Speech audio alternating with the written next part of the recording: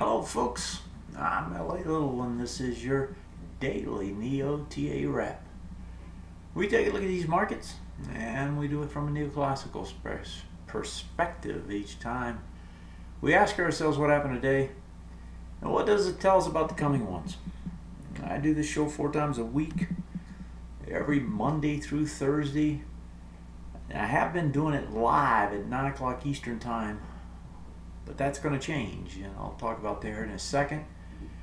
But it is archived on YouTube, available there on the channel LA Little. Let's talk a little bit about the programming changes that are coming up starting next week. I'm not going to be doing a live show. There's a couple reasons for it. One is I'd like to be able to control the video a little bit better, offer a better crisp presentation. And right now, the easiest way to do that is to record without a live vehicle and post it on YouTube when available. We're going to move the hour back, or the show back an hour. So rather than 7 o'clock my time, which is 9 o'clock Eastern time, we're going to have it at 10 o'clock Eastern time, posted on YouTube each day. So you'll be able to get it there. Now, of course, that means that you won't be able to view me live. If you want to interact, of course, I would encourage that, and I'd like that. But to do that, you're going to be able to still text, email. You know, those numbers will be posted on the site. You can go, or you will be able to go here, all channels, and we'll have some different naming conventions. But on TATV, you'll be able to click on it here, and you'll be able to pop in, and we'll have the details here of where to, what timing to get, the channel to go to, and how to contact and submit questions. So that's the programming changes that are coming up. I think we'll be able to produce a little bit better of a quality show. We're going to be able to always do a summary within the first 15 minutes, so if that's all you're interested in, you can do that.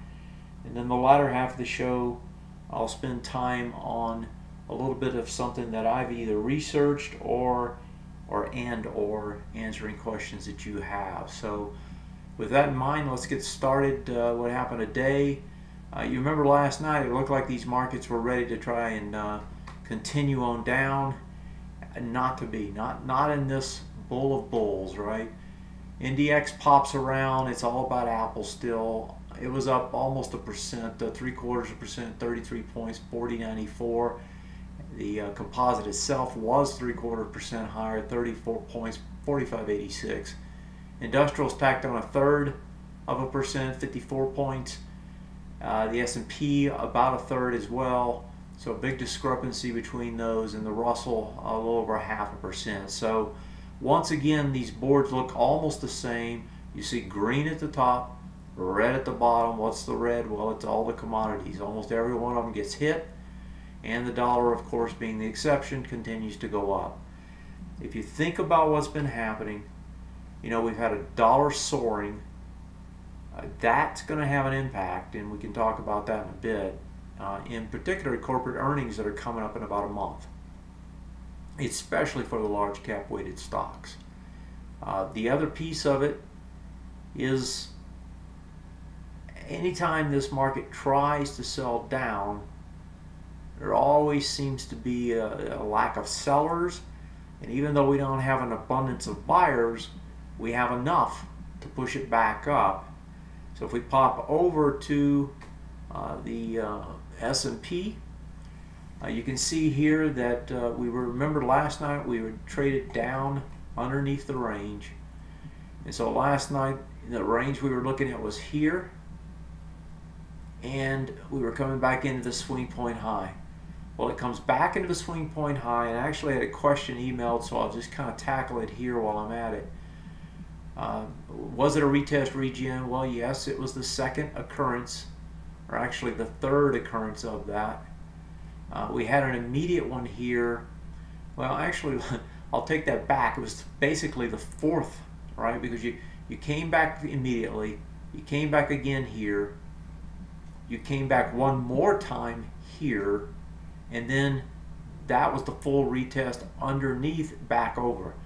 At this point, I I don't really think you can tackle it anymore without having horrible odds.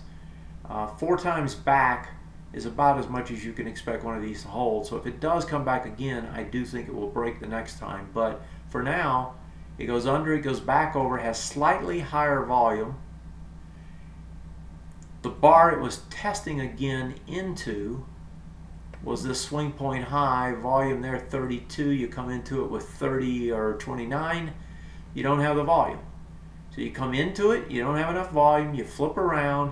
You also didn't have enough volume compared to yesterday. Well, it was about even, right? It flips around, it goes back the other way. Now I was looking at an intraday chart here to show you. This is a 2-day chart on the S&P 500, and I kind of pulled it in. You can see here, well, it's a little bit more in 2 days. It's 2.5 days or so, but you can see yesterday the sell down. That last bar yesterday printed this bar, and so the low here yesterday, 1984.69. This morning the immediate first bar tested, the second bar tested, the third bar tested, the fourth bar eventually it jumps out of there and runs back the other way. So you had 4 attempts, and I've got 30-minute bars up, so 2 hours of testing this morning. Once they couldn't break it down, remember that's what a market does. It simply tries to find fair price, and the way it does it is it tests. So it tests, it tests, it tests, it can't break it down. Okay, I don't have enough juice here to take it that way. Let's go back the other way. And that's exactly what it did. What's it going to do this time? It's going to come back and try to attack something else on the other side. And if you're looking at it on an intraday basis, right, you can see that this is where it's going to try to get to. So I wouldn't be surprised to see it push up into this area, and that would be the area that it tries to attack on the upside. Now while it's doing this, and this is the S&P 500, if we pull over the index and take a look at it on an intraday basis, you can see here you had essentially the same thing, in that it was testing the lows back from the 5th, because remember it hadn't broken the range. So it tested them yesterday, it came down this morning, had positive divergence where the S&P was getting under, this one wasn't, and then once Apple started kicking in, this thing just took off. What's it going to test? Well, if you look at the intraday, it's pretty obvious, and it is actually the same as the daily. It's going to go back up and try to test this area. And that will be the area where you decide, okay, do people want to pay up higher and higher and higher prices or not? That will be the test when you get there. And that's what the market does. And if people are unwilling to pay higher prices, then this thing's going to flip around, it's going to come right back down, and it's going to try to test the bottom side. And that's what it's going to do until one side or the other gives. It looked, as of last night, it looked as if this market was going to give it up. We had the S&P 500 underneath that 10-day range, underneath it. We had the Russell breaking also with an ABCD structure to the downside. Now this still is an ABC structure to the downside. It hasn't violated it yet. But of course they got their bounce as well. They had a little bit slightly higher volume as well, they being the Russell. So still in effect, but bouncing back the other way. Under, over, but more volume. So, and then of course if we look at the NASDAQ itself, NASDAQ wants to go back up and test towards the top. The zone up here it's going to try to test, is this area up here. So all the indexes, even though we had a couple last night giving us a pretty good clue that we'd get some pressure this morning, couldn't follow through. And once it couldn't follow through, if you were trading intraday, you had to flip around or you got eaten alive. That's the S&P, that's the indexes, that's the way they traded. Now, I'm going to pop over to the world markets real quick, because over here, we're actually getting the opposite kind of action. So if I pop in, I look at the all ordinaries coming off the highs, still pressing lower. Now India is still hanging at highs, but This thing's already done its ABCD structure one more time and is now coming off a little bit. Brazil, officially in a recession at this point. They're coming back, doing a retest, regen off this high, but pushing with volume. I think this move is done. Now France, and in Europe, if we go to Europe, France is fading off. I wouldn't be surprised to see them spike tomorrow and try to test this high they left. The DAX, same sort of situation, spikes up, drifts in, probably going to try to spike along with the CACs. The FTSE still gyrating given the Scottish independence vote that's coming up. Switching back to stateside, here's the TSX up in Toronto coming off. All of these indexes are coming off, and if we go over last night, I was talking about the ones I'd be most interested in was Asia. The Hang Seng, the China 8 shares come off, volume starts to expand.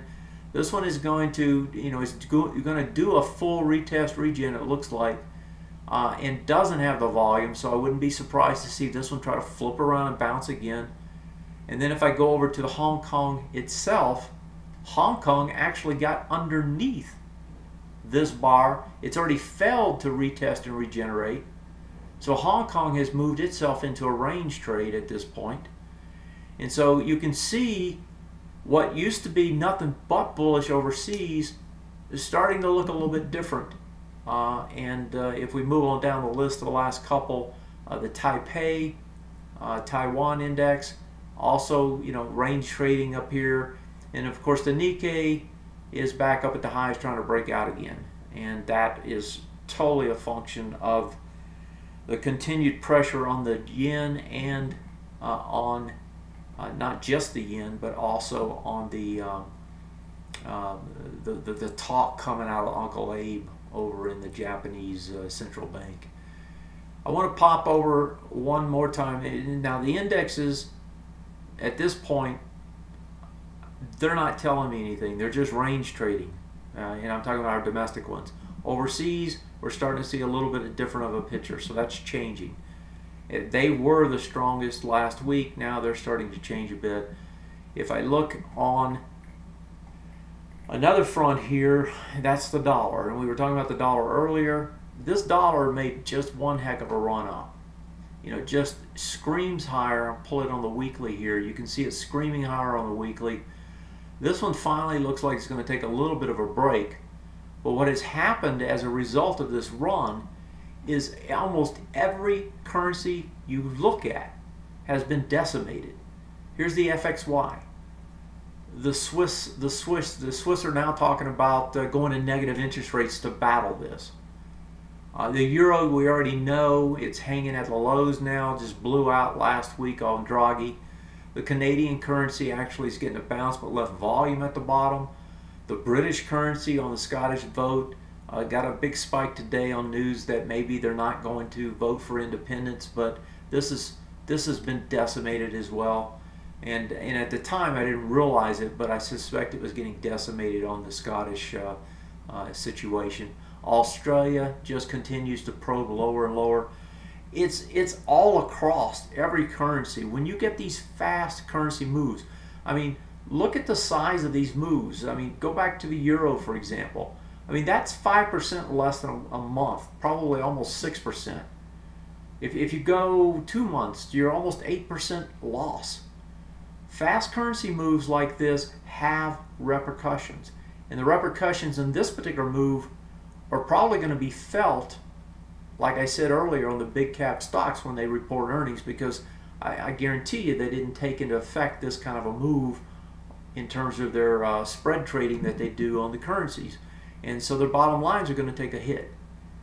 And it's going to be an issue. It's going to be an issue for almost everyone right across the board, and I'm sure you'll hear that in a month when they start talking about it. As we talk about the currencies doing their thing, gold, of course, battling that.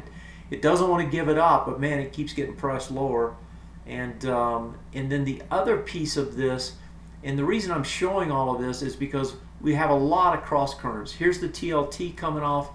Remember all of the bonds. Here's the munis, the corporate, the high quality corporate bonds, the junk bonds themselves.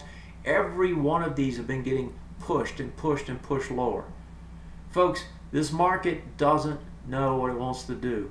You know, you got equities that, you know, it's the buy the dip mentality on every dip. Yet you've got a lot of signs elsewhere that's telling you something's not quite correct. I don't know when the equity is going to wake up and look over and say, whoa, you know, something doesn't look quite right. But there's enough cross currents out here to make me nervous, even though I don't have any strong signals yet on the equities. So take it for what it's worth. I would be a little careful here if I'm trading, if I'm investing. I don't know that I would be trying to trade against this trend. I don't think that's smart in terms of the equity trend, which is up. But I definitely wouldn't be loading up the boat up here at these levels with all these cross currents showing up in all these markets. All right, so that's kind of the wrap. Let's take your questions again. Last night to do it live, so if you have some, pop them in to the live stream chat window, or otherwise you can text me 303-912-9110 or support at tatoday.com. You can email me there. Again, the programming note that I announced at the beginning, I want to repeat it one more time. We will be moving to tape delayed, will not be live, will be posted at 10 o'clock Eastern time each night. We will change the format a little bit to where I'll come on, I'll have some prepared material outside just the 15 minutes, you know, summary, and then of course any questions that are emailed in or texted in that day, I will take those. Those need to be in by let me see, 8 p.m. Eastern time. Yeah, 8 p.m. Eastern time. Okay. All right, let's see what we got. I had one more that was emailed to me. Let me take that one next, and then I'll take any live here. So we have EOG and NS. Let's see what these look like. So these are energy stocks, and as we know, the energy has been getting crushed. We had I think Tommy in the room the other day was wondering whether it was time to try to buy them. We didn't look at the energy, but let's pull it up while I'm getting these ready. You can see today that the XLE broke under, back over, hammer reversal, not enough volume, wants to try to bounce. So let's take a look at the two energy stocks. EOG, intermediate term. So let's see what this looks like. So EOG's coming back, getting pulled back in along with everything else. That top here, let me see. So your top is 118.90 basically. That's about 15 and a half. That would take you down to about 95, right? That would take you right into this low if it plays out the ABCD structure. So the ABCD structure, I'm on the weekly now. The ABCD structure is from here up and then back down. So that looks to be where it's trying to get back to, which is the bottom of this nice big bar and the top of that one, which is why that support zone is right there. That's the ideal place to buy. That's a weekly. That means it's going to take a while to get there. In the intermediate term time frame or the immediate time frame, you're probably going to get a bounce right here, and it looks like it is. You got a hammer reversal underneath a high volume low. This thing's going to bounce, and it looks like it's not going to get too far, but it's been in a bullish market. It's been a bullish stock, so it can bounce a little higher. That looks to be the area. You can see the TA today chart telling you it's going to be tough above that. So you get a little bounce and then probably some more downside, it looks like. The other part of the question here was NS. Let's see what NS looks like. Okay, so what do we got here? New Star Energy. So on the daily, they look pretty strong, huh? Let me see what these guys do.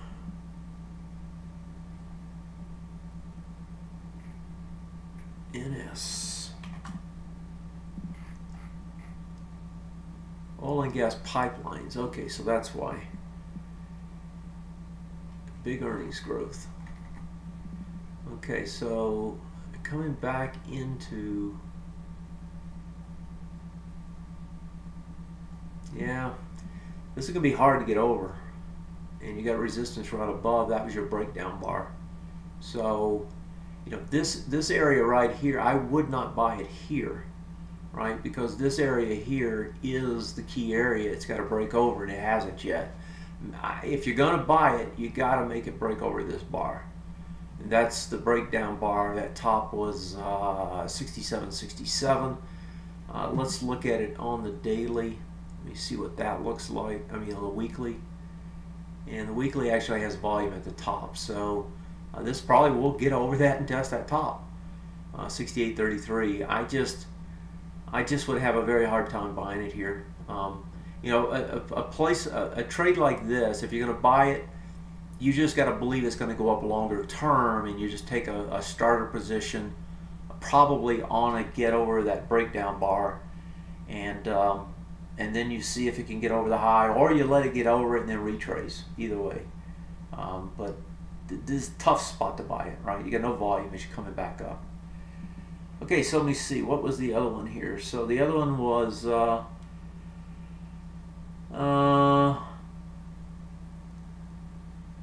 that was it. Okay, so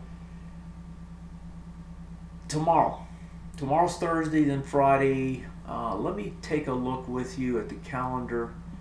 I believe next week we have, I